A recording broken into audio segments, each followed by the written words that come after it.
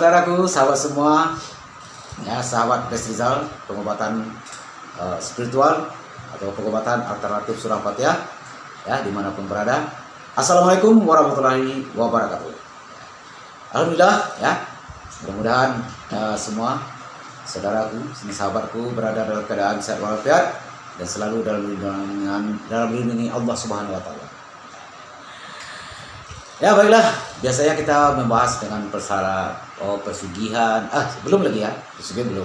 Tapi masalah santet, ketempelan, dan ada juga yang cerita kita. Ya untuk kali ini kita bahas dengan masalah pesugihan. Ya pesugihan apa itu pesugihan? Pesugihan adalah suatu permintaan, ya kekayaan, minta kekayaan, yaitu kepada selain Allah. Pesugihan itu bersekutu dengan setan, bersekutu dengan makhluk-makhluk astral, ya, dengan siluman, ya, untuk meminta suatu kekayaan dengan secara instan, secara cepat. Tapi di sini diketahui ya, tidak ada yang namanya yaitu pesugihan yang tidak ada pakai tumbal. Ya, seperti ada yang bilang orang pesugihan putih, ya, itu bohong. Semua pesugihan yang berkaitan dengan makhluk astral, jin, siluman, segala macam hantunya, itu udah pasti minta tumbal. Karena apa? Setiap apa yang telah diberikan kepada kita, pasti dia meminta balasan. Tidak ada yang gratis. Jadi kalau ada yang bilang itu ada pesugihan putih, tidak pakai tumbal, itu bohong, ya, itu tidak ada. Yang namanya pesugihan itu tetap dia memakai tumbal, ya. Banyak kejadiannya, ya, yang seperti itu. Ada yang menumbalkan anaknya, ada yang menumbalkan istrinya, bahkan ada yang sampai hati untuk menumbalkan kedua orang tuanya. Ya. Dan juga ada yang menumbalkan itu kalau dia membuka perusahaan, ya, dia akan menumbalkan karyawan-karyawan. Tapi itu tidak kentara sekali atau tidak ketahuan sekali. Karena apa? Kalau di perusahaan-perusahaan atau di tempat-tempat apa yang mempunyai PT segala macam, maaf ya. Kenapa? Bisa di sana, ya, terjadinya kecelakaan kerja, ya, tahu-tahu ada kecelakaan aja. Jadi orang yang ditujunya itu pun bukan segampang itu aja tuh tumbal. Bermacam cara dia untuk memberikan bagaimana orang itu bisa ditumbal. Misalnya ya, misalnya si A mau ditumbalkan karyawannya. Hati-hati. Ya. Dia akan memberikan kita hadiah, memberikan bonus yang besar. Ya. Dan juga kita harus tahu, ya, kenapa dia begitu cepat, pesat mencapai kekayaannya. Diperhatikan semuanya. Makanya pesugihan itu tidak ada yang namanya pesugihan putih. Semua pesugihan pasti, ya, memakai tumbal atau dia meminta tumbal. Ya, di sini saya akan bercerita, ya, ada satu pasien saya, ya, waktu itu dia melalui saudaranya atau sahabatnya, dia mengatakan bahwa selama ini, ya, dia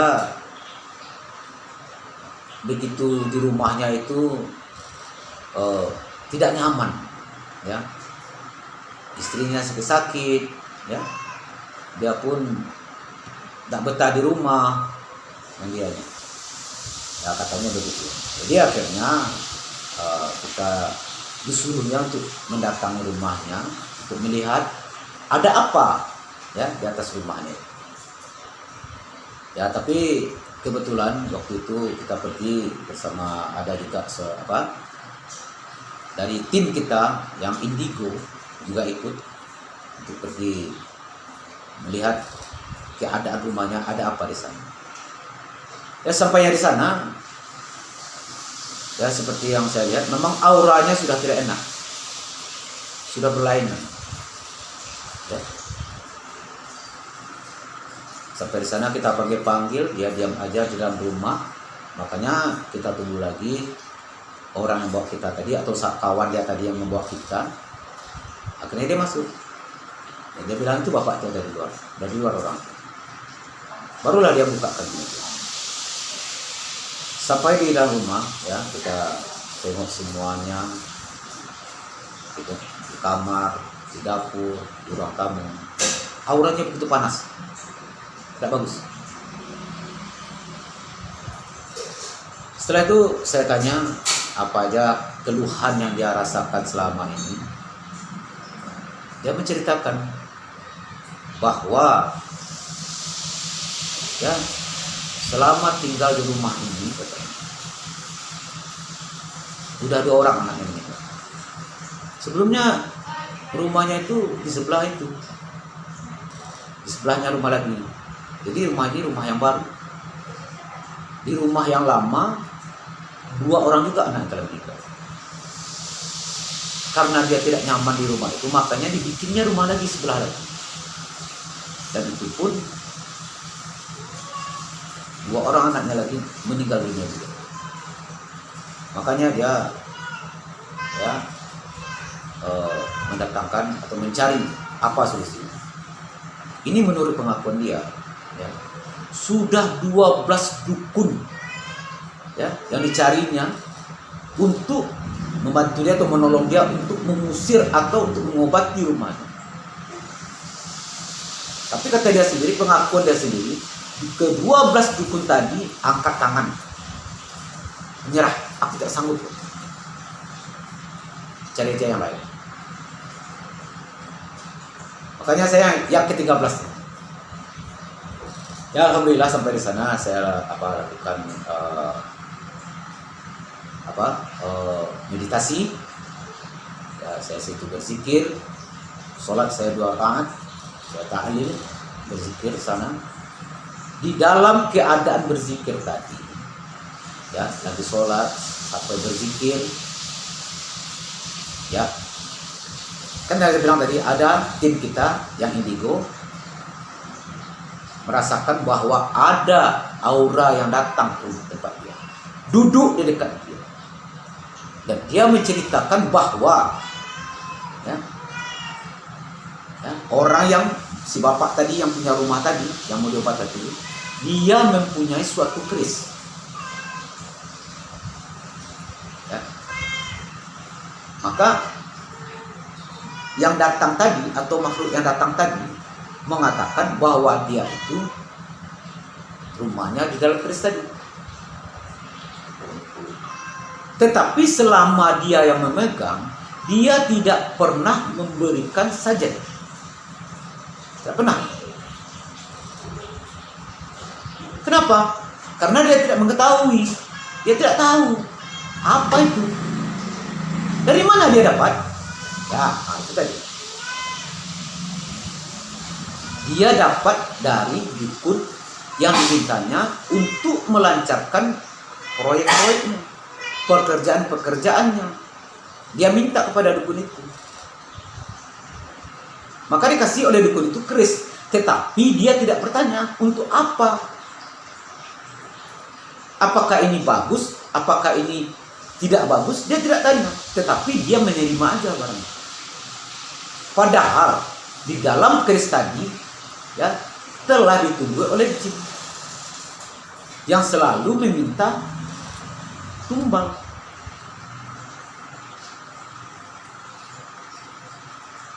Makanya jin yang datang tadi, yang duduk dekat indigo tadi, menceritakan bahwa selama ini dia tidak pernah diberikan saja.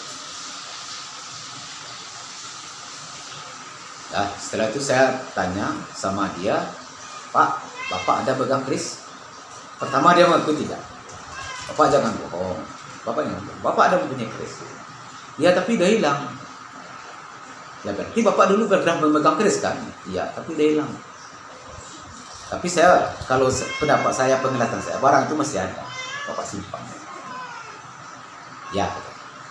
Di mana Bapak dapat? Dibilangnya lah, ada suatu daerah di sini.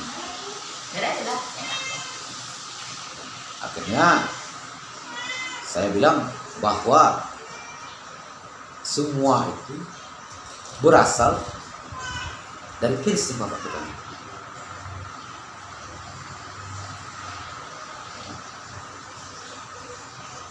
Jadi kalau kita diberi oleh seseorang benda yang katanya pusaka, yang katanya barang antik, yang katanya batu akik, jangan terima aja. Tanya, apa fungsinya? Baikkah, burukkah? Atau apa yang perlu diberikan kepada benda itu? Jadi kita tahu. Jadi semenjak dia memegang keris itu, memang kalau pekerjaannya apapun, proyeknya lancar. Apapun. Bayangkan, dengan mudahnya dia membangun rumah, satu buah rumah yang besar. Karena anaknya telah meninggal 2 orang di sana, maka dibikinnya pula rumah di sebelah lain. Tapi di sana pun 2 orang anaknya meninggal juga.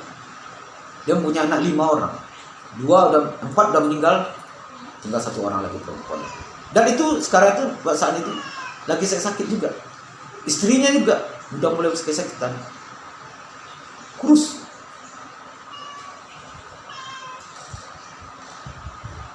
Ya, akhirnya saya minta kerisnya, dia nggak mau kasih. Dia nggak mau ngasih kan? Katanya alasannya peninggalan bapaknya lah. Padahal kita tahu bahwa itu keris itu diberikan oleh seorang dukun. Ya, demi kebaikannya, bukan kerisnya aku minta, tetapi kodam yang ada di dalam keris itu yang saya tahu.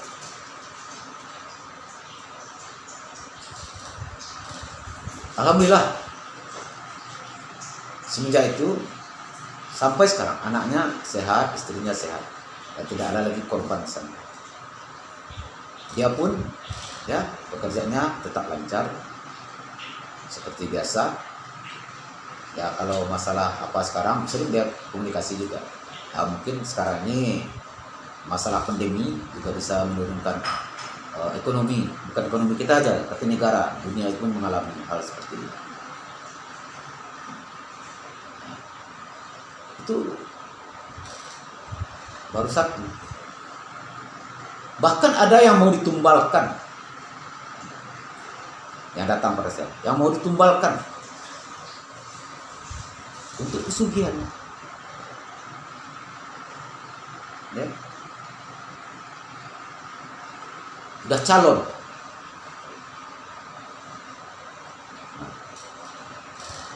Dia datang pada saya mengatakan bahwa badannya terasa berat, terasa ada yang mengikuti, ya. Bahkan ya udah sering mau tabrakan, dia bawa motor kan, udah sering tabrakan lagi. Udah kata dia udah hampir 4 kali tetap ya adu kambing. Ya, saya prediksi, dia datang ke tempat saya tengok.